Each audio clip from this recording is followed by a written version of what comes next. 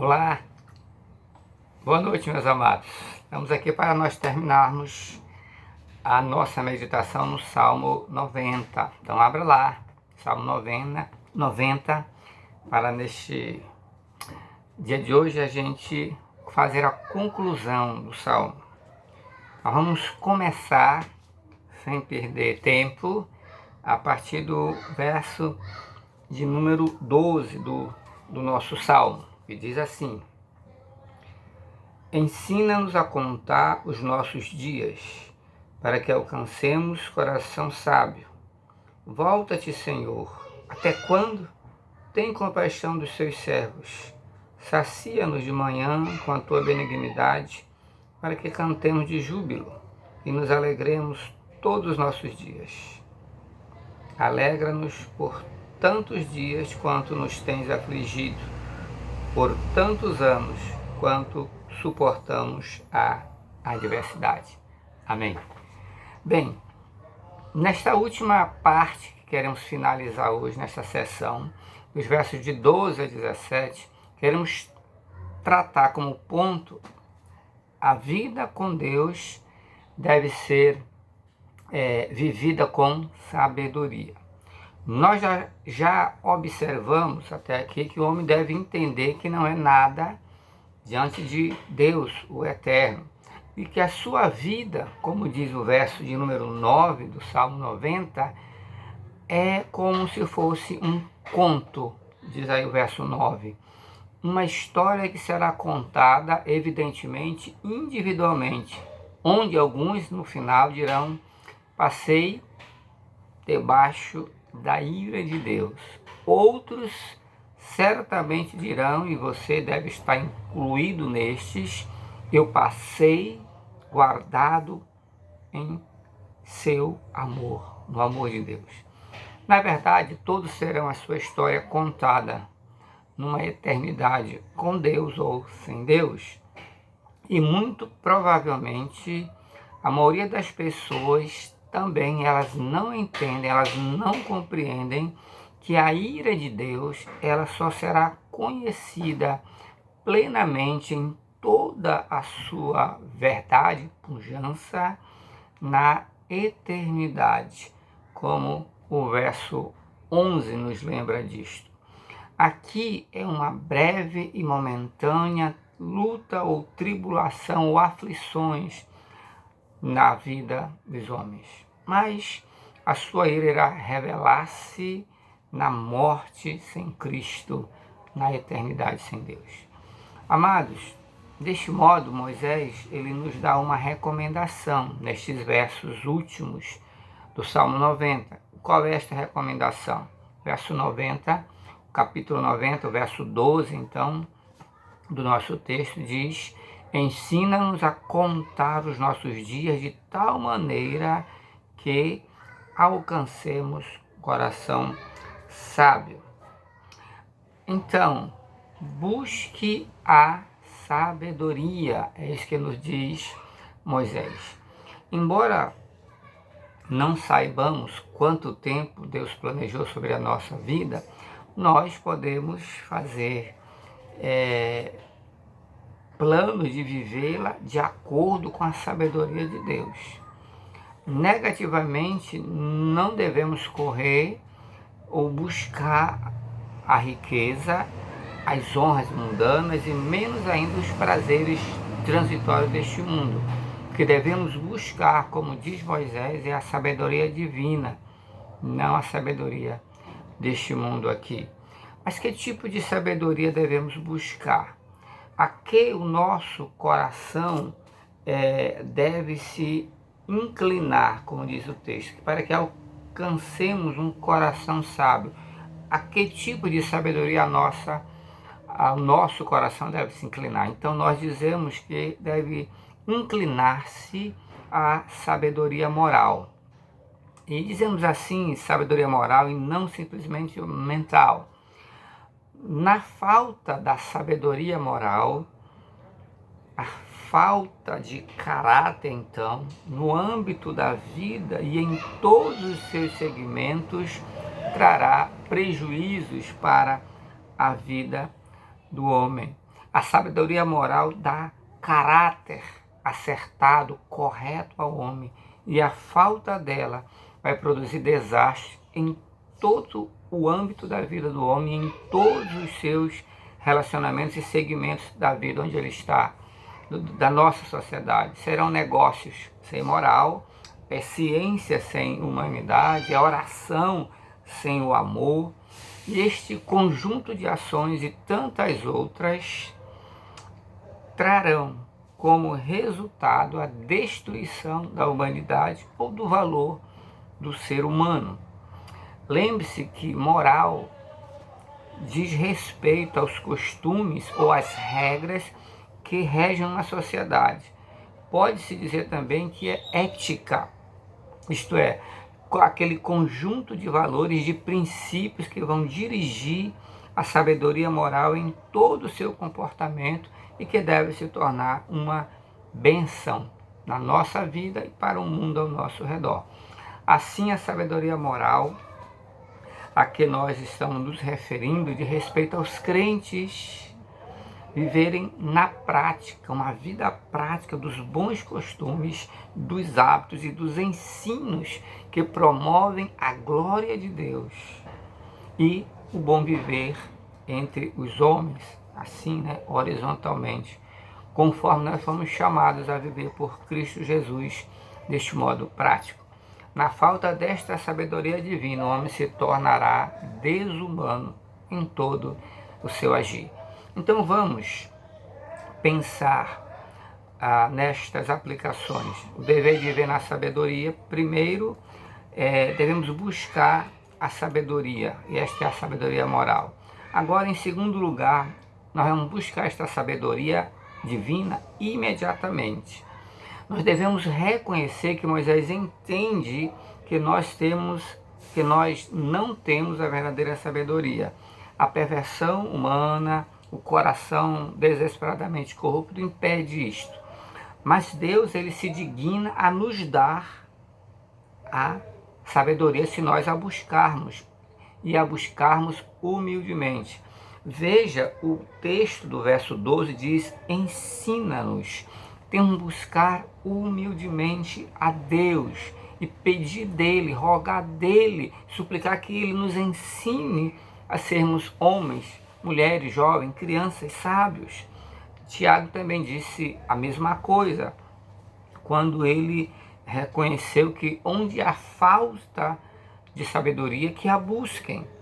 E diz ele lá em Tiago 1,5 que Deus dá a sabedoria e não joga em rosto a todo aquele que o buscar. Agora, a sabedoria divina, esta busca desta sabedoria moral, para aqueles que estão tristes e sem esperança, ela dará a ocasião para refletir. Existe um fim. Ensina-nos a contar os nossos dias.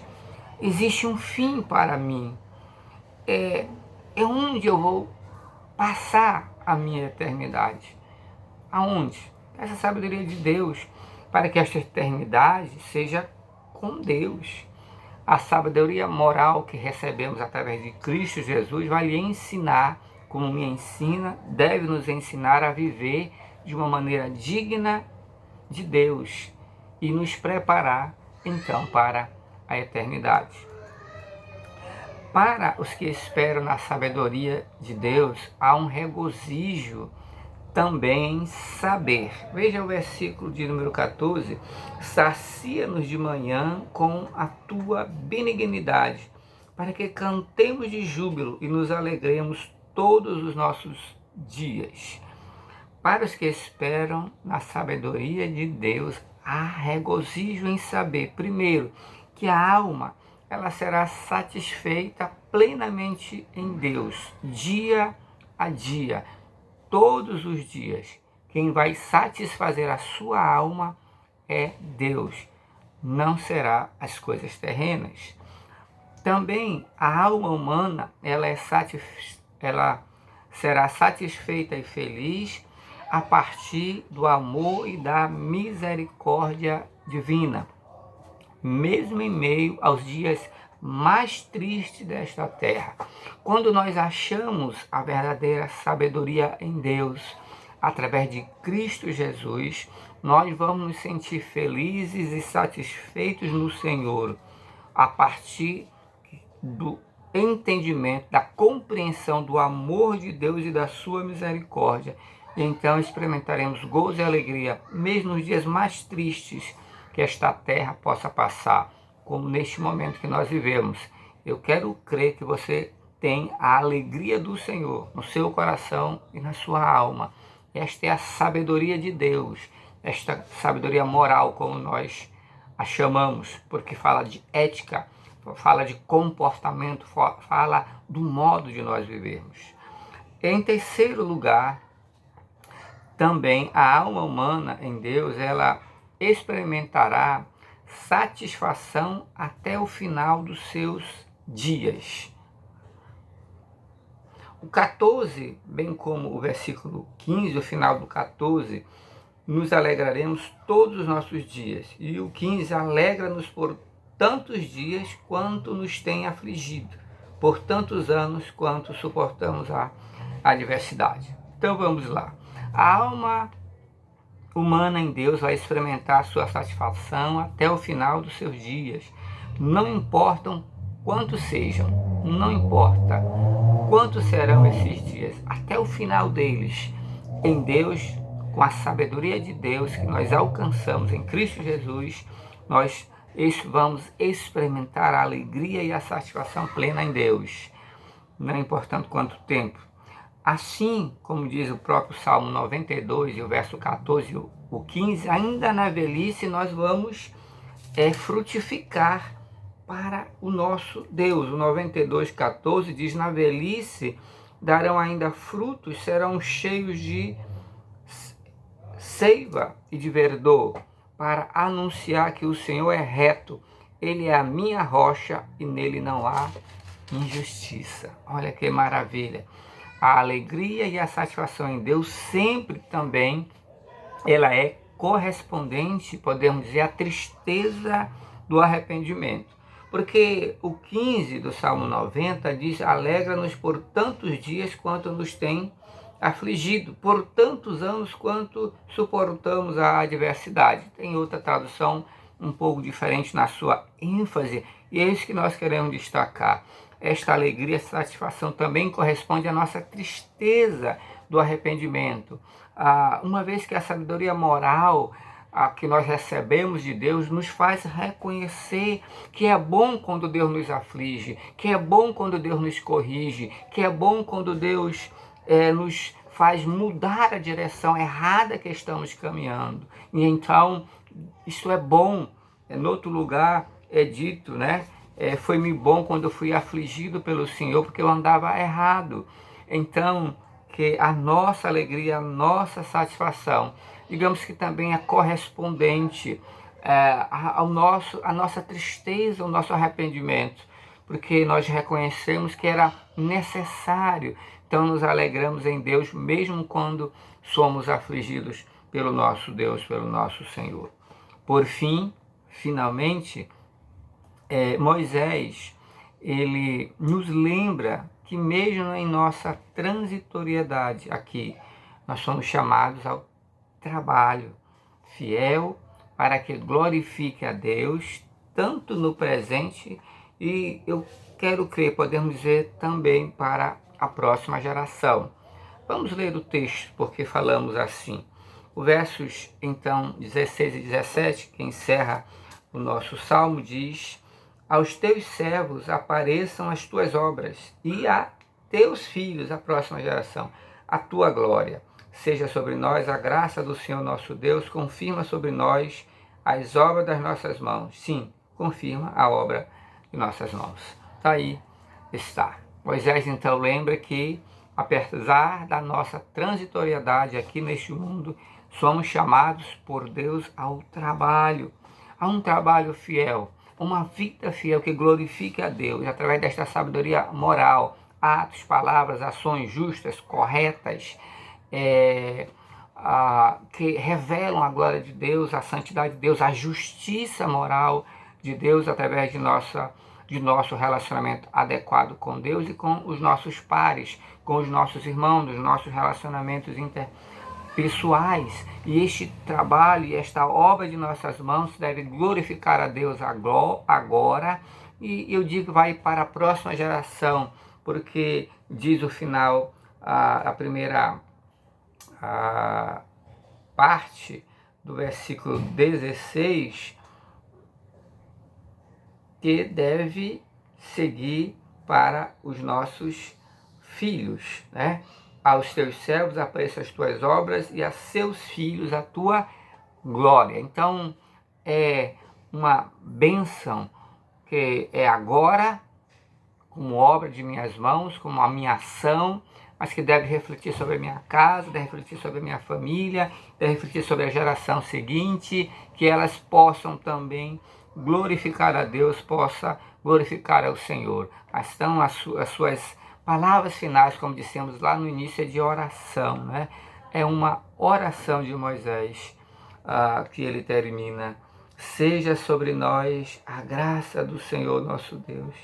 Confirma sobre nós, ó Deus, as obras das nossas mãos. Sim, ó Deus, confirma as obras de nossas mãos.